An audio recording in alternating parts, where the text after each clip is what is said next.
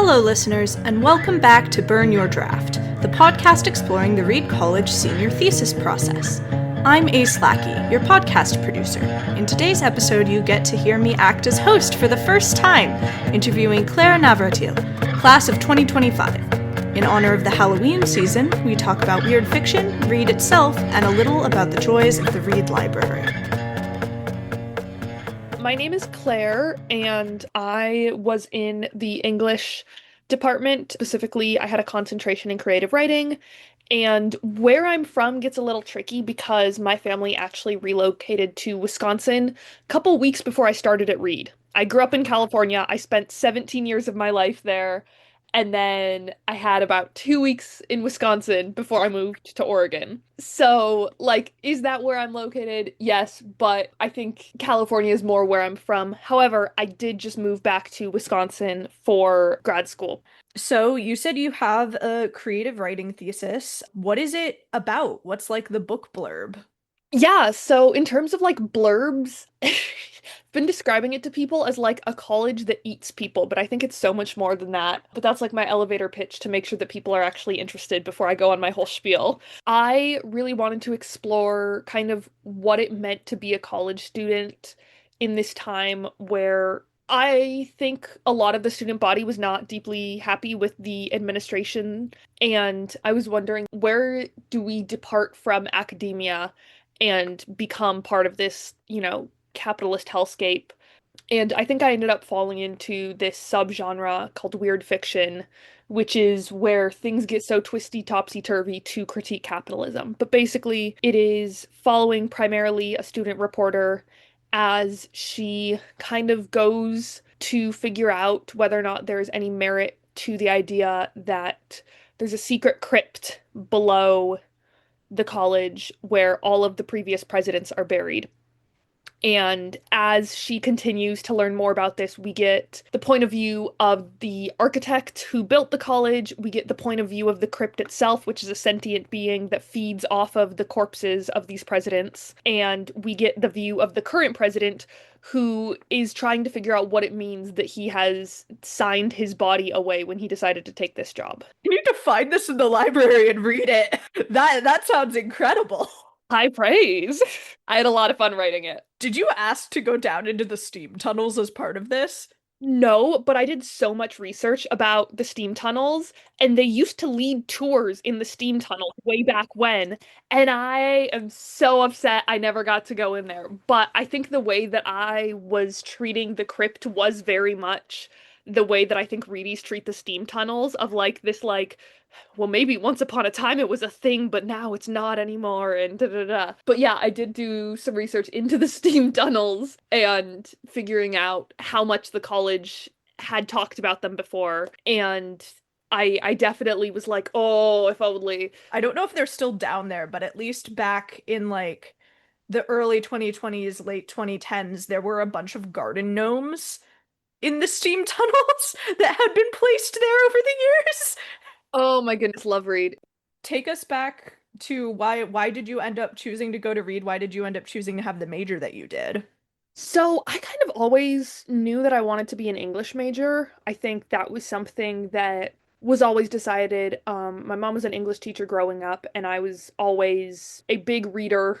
My plan was always, because my parents are from Ohio, to go to a college in the Midwest to be closer to my extended family. And also to have seasons. That was a really exciting thing for me coming out of California. The idea of snow, I was like, whoa! And so the plan was always the Midwest, specifically University of Michigan, U of M. And then my junior year of high school, before the world shut down, my mom was like, okay, I want to go on college tours over your fall break. You're in the process of getting your license. Why don't we do a road trip up to Oregon? And if you tell me some colleges to look at, and we do this, I will take you to Powell's. I was like, okay, fine. So I had been getting mailers from University of Oregon that seemed decent. I was like, okay, let me look at colleges in Portland. So I think I literally Googled top English programs in Oregon and took 5 of those and just sent them to her. And I was like, here's the list of colleges I am so excited to see. I love all of these colleges and have deeply researched, and they definitely are perfect for me. I think Reed really was the surprise for us. We pulled up to Reed. And all these grand brick buildings, and we were joking how it looked like, because both of us, me and my mom, are big Gilmore Girls fans. So we were joking about how it looked like Chilton and was like super imposing. And I was like, there is no way that like this is gonna be the school. But I walked inside the admissions office, and I remember there was a Reedy there, not one of our tour guides, but someone who worked in admissions like behind the desk wearing these like patchwork multicolor overalls.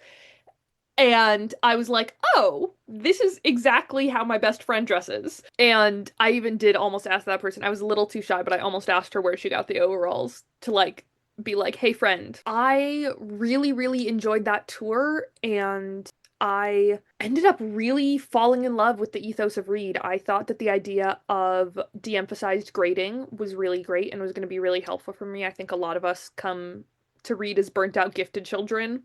And so I was like, hey, not having to worry about grades and not having this community that worries about grades is probably going to be really good for me. And then the world shut down, and I did not go on any more physical tours. And a lot of the other virtual tours I went on were really pushing sports programs. And I could not figure out why. Reed was also the only small college that I toured, and I was not planning on going to a small college. I was raised in a household. My dad is University of Michigan alum, and my grandparents are big football lovers, and so I always expected to go to like a big state school. And Reed was really the thing that made me realize, like, oh, maybe I want a smaller campus. But even the virtual tours I had of smaller campuses managed to turn it back about sports somehow. And I was like, if someone asks you a question about academics and you manage to walk your way over to your sports program, and I'm not someone who actively participates in sports like that, I'm not sure that's where I want to go. And so I think like it was that moment where I was like, okay, so I did end up applying early acceptance to Reed and got in and, was super excited. I actually don't know if I would have gotten into any of the other colleges I applied to because, you have to repeal your applications to other colleges. But it does mean that now I can say I'm 2 for 2 on applying for colleges because I only applied to grad school in Madison this last year and I got in. So I'm like, you know what? There's a part of me that wishes I could know like how many I got into, especially because my friends are like, I got into 6 colleges and this is the one I chose. And I'm like, I got into this school and this is the one I chose. But I think for me, it was less of a like, this is the only one that accepted me, and more, this is what I really had my heart set on. And I think I'd prefer that to getting into like 10 different schools, honestly, because sometimes all that matters is the one that you really want to go to. Yeah. And I'm glad I did. I met amazing people there and I've made amazing connections. And as much as I will be in debt for the rest of my life, I think I came out of it with enough things that I will have for the rest of my life that it balances out. That's normally the plan. That's what people hope to get out of it. Yeah. So why was it that you ended up doing the thesis you did? So I floated a couple different thesis ideas and I was expecting them to tell me, okay, you're doing this one with this advisor. And they basically said, here's your advisor. But I basically thought that they would choose for me because they have you give 3 thesis ideas, your top 3 thesis advisors. And they did choose my thesis advisor for me. But then they were like, write what you want. I was like, well, that's difficult. I thought you guys would narrow it down for me. So I went with the idea I was most passionate about, which was, and I didn't know what shape this was going to take yet, but I had read a couple books with almost unreliable narrators where it's really an ensemble cast. You're getting a lot of different viewpoints, and nothing really seems steady because everyone's bringing their own biases and their own perspectives to it. And the one, that I kept referencing in my thesis proposal was The Rest of Us Just Live Here by Patrick Ness, where there's this whole like chosen hero fighting supervillains in like fighting monsters in the supernatural in their hometown. And that's not what you're actually focused on. You get at the beginning of each chapter, you get a paragraph about that, and then you get these teenagers' high school drama for the rest of it. And it's like, what happens to all the people who are living in this crazy town, but aren't the chosen ones. Read that book, loved it. And then the summer before thesis, as I had already been pitching this, I read Vera Wong's Unsolicited Advice for Murderers, where you get this old lady, Vera Wong, who someone shows up dead in her tea shop. You get her perspective, and then as she decides, okay, the police are useless, I'm going to investigate this myself, and she starts gathering all of the people she thinks might be suspects, you also get their perspectives. And she creates this found family of like murder suspects. It's really crazy and it's so good. And this, right after I graduated, I did a road trip with some of my best friends to get my car to Wisconsin and we listened to the sequel. And it's just amazing. I think that this author is knocking it out of the park. But basically, I was like, okay, what does it mean when a story has so many different viewpoints that there is no objective morality? I think that's something that I really struggle with. I like to see the world in white and black, and I've been really working on those shades of gray. And so I was like, you know what? What if everything is just shades of gray and you can't find a solid fact to save your life in terms of morality? And so I was like, you know, the best way to do this, murder for the good and the point of view of the person who's going to get murdered or not, you know?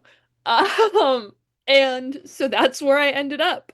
And I'm really happy with that. I think that it was really amusing to write, especially because I kept referencing things that my thesis advisor, who is not a horror lover, was like, that's not, I don't know anything about that, but I trust you.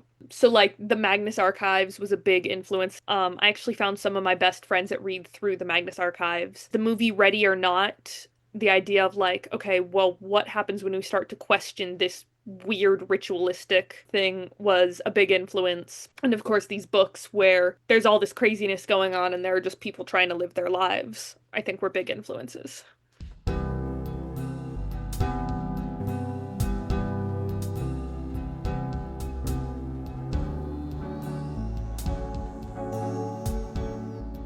What did the process of working on the thesis look like? What did the average day turn out to be for you? There was a lot of like hair pulling out. Like not actually, but I think it's really hard for me to handle self-imposed deadlines, and I had to get really comfortable with that because my thesis advisor was very nice and very understanding of like days that I'd had a mental or physical health flare up because I am chronically ill. If I came in and hadn't met the deadline, she was like, "That's okay." And I had a couple of those moments far too early on and realized that the deadlines were only as real as I made them because she was always willing to work with what I could give her. And so I ended up going back to this trick that I had to develop in COVID, where it's just like romanticizing my life, where I was like, okay, cool. So I'm gonna wait until my roommate is out because they had the night shift at the bookstore. I'm gonna wait till they're out, and then I'm gonna turn out all the lights and I'm gonna light some candles and I'm gonna put on like a sweater and I'm gonna be like an old-timey writer and I'd have like my lo-fi music going. And like I had to really be like, I am like a beat poet writing in their study. Like totally had to tap into that, which is something that I had to do in high school too during COVID, because anytime that a deadline doesn't feel real, I am a serial procrastinator. So, an average day in my life was Canyon Cafe in the morning. I had dance classes. Actually, my second semester, I think, was all dance classes besides thesis. So, my first semester, I had more other creative writing classes and like English classes, but oh, and a math class. So I would get up, I would get my coffee, I would go to whatever classes I had, and then I would try and sit down and write or read because with creative writing, you're reading a book a week. And a lot of the times I would wait until my shifts. I was a circulation desk worker, and I would wait until my shifts to try and sit down and write and kind of let that vibe infuse me. I think also just for me, the library was a very comforting place. I spent a lot of time at my thesis desk because even though I lived on campus, I was a library worker. I'd worked several summers at the library. You begin to know that labyrinth is your home. And so it was just very comforting. And also, I knew that if I was really struggling, I could go like complain to my coworkers who were down working the desk or my supervisor who like my supervisor, love him, Mark McDaniel, shout out. Honestly, I love all the library staff, but Mark, I'd be like, oh my God, like I can't write. And he's like, you just need to sit down and do it. Like, so often he'd like let me get away with BS at the library. But when I was like, I can't write my thesis, Mark, he'd be like, you got this. So very glad to have him and that entire team at the library who were really cheering me on. And I think it really was just, that coffee, that daily coffee at Canyon, because Yasmin like knew my name, knew my order. I'd pull up, I'd get my coffee, and then I'd sit down to write if I had time, or I'd go to class, and then I'd go to the library and I'd write and I'd work, and it began to feel like something that I could do. I think the moment that things changed was when I was like, hey, wait a second. Things are actually coming out of me when I think. And that's not always, I'm sure plenty of creative writers deal with this. It doesn't always work when you try to write, it doesn't always work, but when you have to be writing, writer's block does not care. It's so difficult. And so I think for me, community was also a really big part of it, as much as what I'm describing, like, is like, I'm gonna go do this, and then I'm gonna go do this, and all alone. Having people I could talk to, people who were saying, how is your thesis? Going out, I had a weekly D&D session with my friends. I would go out to dinner with them at Commons or at Dick's Primal Burger or Nudie, and we would sit and we would talk about our theses. And my math major friend actually was like one of my biggest brainstorming partners when it came to like just bouncing ideas off of him, because he read a lot of the same genres I did. And so I'd be like, oh, like I want to do this and this. And he's like, oh, well, have you read this book? Oh, like what if you tried this thing? And so, yeah, I think for me, as much as this story is a lot of people being isolated, it's also a testament of my community that it got finished and that I graduated. Oh, totally. Yeah. I don't think I would. I'm thesising not this year, but next year. I don't think I'm gonna make it through if I don't have people I can rant at. And you know what, there were so many times where me, my partner, my friends at D&D were like, we're not making it, friends. We're not making it. One of my friends had a thesis advisor who was a first year professor and did not understand the thesis requirements and deadlines. And she almost didn't get her laurels because her thesis advisor did not understand how those final deadlines worked. But she did it, and I'm so proud of her because, and I mean, I think I could get off on so many tangents about how thesis advisors are not given the support that they need, but that's me.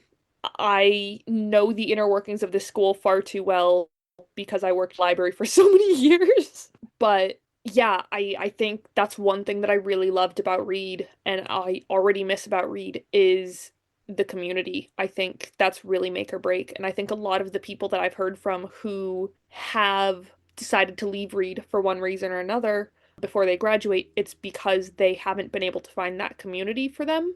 And Read without community sounds like hell. Honestly, if all you've got there is the academics, I can't even imagine.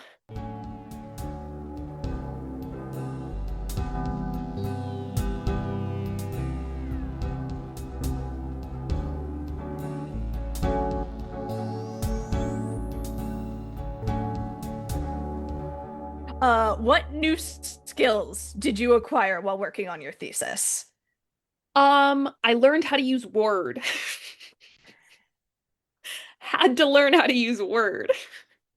That's I I got very, very good at advocating for myself. I think that that was something where you get to a point where you're like, okay, if I don't fix these problems, if I don't raise these questions, they're not going to be raised. And I think there's also a level of networking that I did where I'd be like, hey, this is what I'm writing, and I need your advice on X, Y, and Z. The archivists I was already friends with the archivists, read the archivist, and me and my partner had been like going out to lunch like every couple months. We would pack our own little lunch bags and then we'd sit on the grass. So I'd like reach out to Reed and I'd be like, so if a student came into the archives looking for this information, how like suspicious would you be? And like I'm like so completely hypothetical. And thankfully Reed knows that I'm a little bit of a freak. So Reed was like, you're not looking to actually dismantle the college. This is all for your thesis. And I was like, yes. To be clear, I do not want the blueprints for Reed College, and all the blueprints that I could want, I can find online. So I think that that was something. I think also I had to find that line. I'm really bad at gauging audience in terms of I will either assume that my audience knows nothing and over explain, or I will assume that the audience is inside my mind and not explain enough. And so I had to do like the Goldilocks thing of like, okay, where is it that I'm not giving it away and I'm not doing this?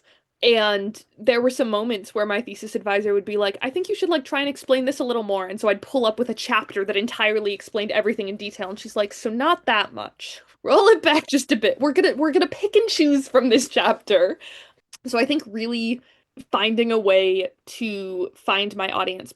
And, it was especially difficult because a lot of my friends who I was using as proofreaders were also consuming similar media as me. And so they were able to make some of these leaps that I was not able to. Thankfully, my roommate could and might be an editor.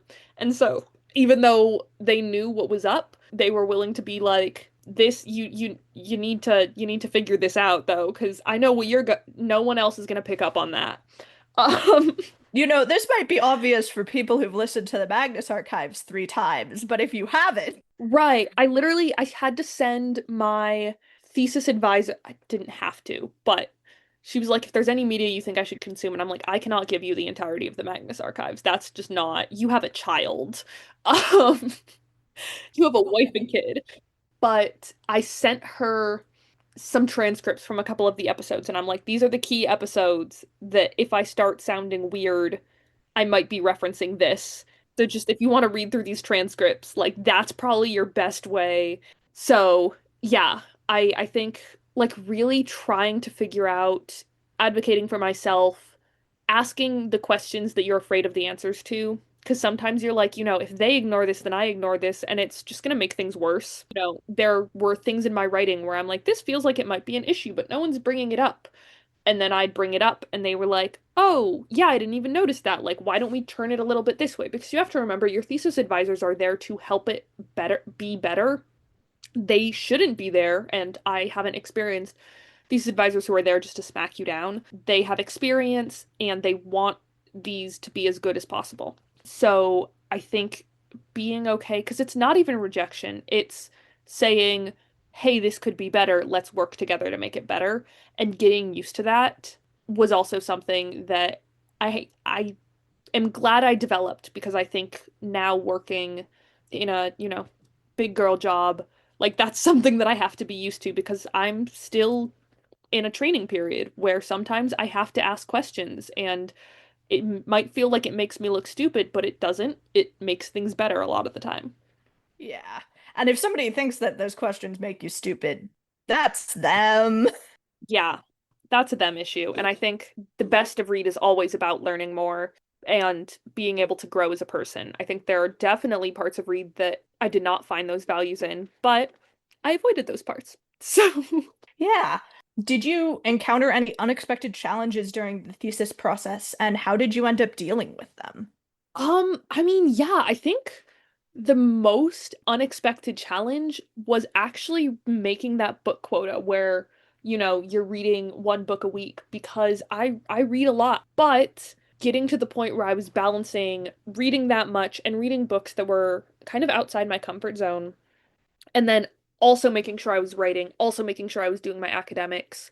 I got to a point where I was like, okay, sometimes these books are not getting finished. And I'd be completely transparent with my advisor about it. I'd probably, make it 2/3 of the way through the book and I'd be like, listen, my plan is to finish this in the next couple days, but for our meeting today, it is not completely finished, and I'm sorry about that. I think also because a lot of the books that I was interested in are newer books, I had to navigate Summit, which is not challenging, but the fact that you can't just keep Summit books forever the way that you kind of can when you're thesising at the library was a bit of a pain, and I had to learn to like prioritize the Summit books because they were gonna have to go back sooner.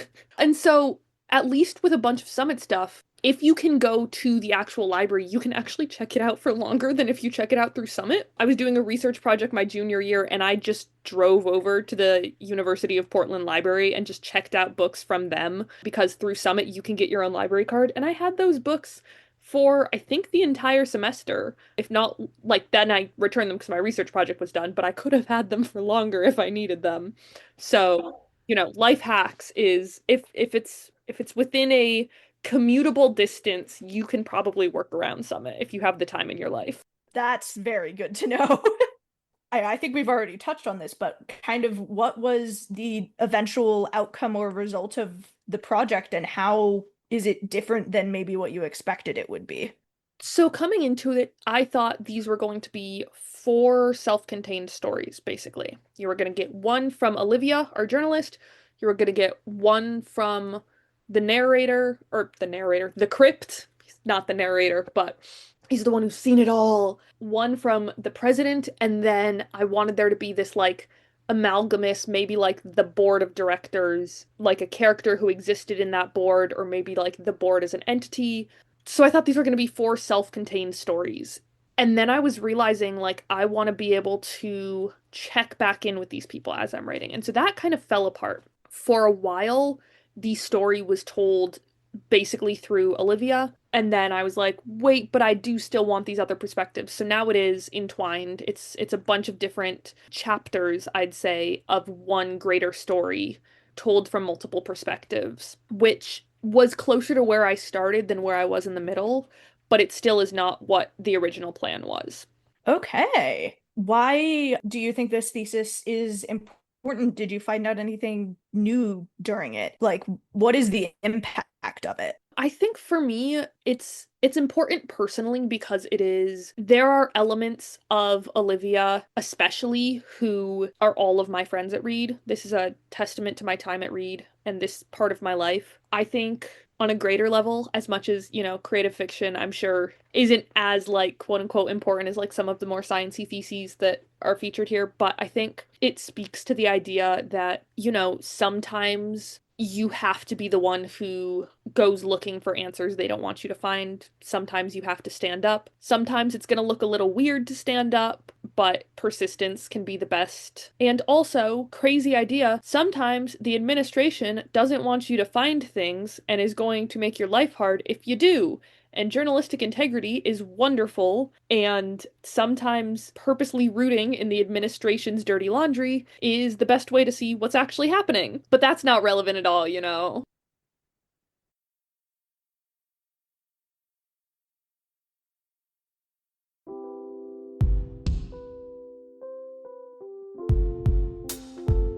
How do you think your thesis experience will inform your life after Reed?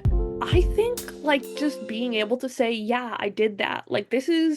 I mean, I've got ADHD. I have trouble finishing things, and every time I finish something, I'm like, hey, I can point to that and say I did that start to finish. And I think with writing, that's something that I've always second guessed in myself. I really love writing, and still I have trouble thinking of myself as a writer. And I know there's like this post that circulates every couple years that's like, you are a writer because there are old white men who do so much less and call themselves so much more. And I'm like, you're so right. But I think it really is going to change because I'm like, I did that. I advocated for myself. Like, this was my capstone. I learned a lot and I figured out how to kind of break through a lot of my own mental barriers through doing this process, and all of these skills and all of this confidence I am now going to be able to apply to the world going forward. I think right now is a really scary time to be a college graduate. I think right now is a really scary time, period. And I got rejected from job after job.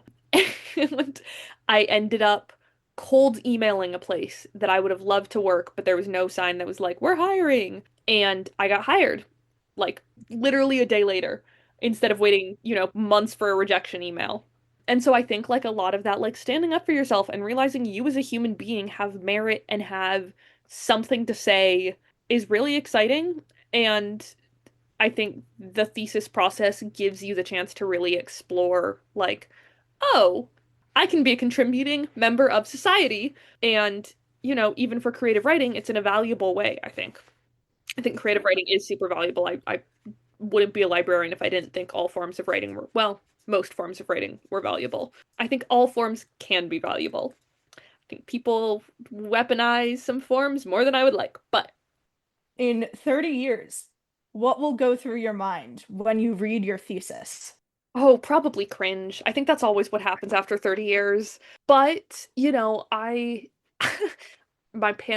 orals panel was like, so you're turning this into a novel, right? And maybe in 30 years, I will have actually done that instead of like, 100 pages of crazy. And I think I will look at it as something that really does talk about who I was in the moment, hence the cringe, but also I think it's probably very valuable to have those snapshots of yourself and what your interests were and what your progression has been like. I know I look back at stuff I wrote in elementary school because I've always loved writing and I'm like, oh, what is this? But also, every part of your past brought you where you are. And I think that that's something that's very valuable. As over preached as it is, I still think of that as very valuable. Yeah. Okay, last proper question before I decide whether or not to let all of the ADHD thoughts that I have accumulated over the course of this conversation out. Real! Is there anyone you want to thank or acknowledge for helping you with the process? I mean, should I just like go through the list of librarians or I think all of the oh, that's another thing. Like don't be afraid to talk to your librarians. Everyone has a department librarian and they want to see you succeed and they're lovely lovely people who know so much. I want to thank the librarians. I want to thank Sarah Jaffe and Jay Dixon. Yeah, those two really got me through those years. And I mean, Pete Rock, cheers to retirement. Hopefully he actually gets to see it because he's been trying to retire for way too long now, but it looks like he's actually going to succeed. Looks like he's going to succeed this time. I mean, this feels like an Oscar speech. My parents, who dealt with far too many phone calls in like the end stages where I was like, oh God, everything's screwed up and failing, and my partner and my D&D group and even my friends who weren't in my D&D group, they're still valid and I still love them. And the Thunderbird Bar and Grill for the best gluten-free onion rings I've ever had, and Honey Butter Country Fare for the only gluten-free funnel cake I've ever had. So, shout out. Thank you so much. Have a lovely rest of your day. And Thank you. yeah, yippee! Awesome. Yippee! I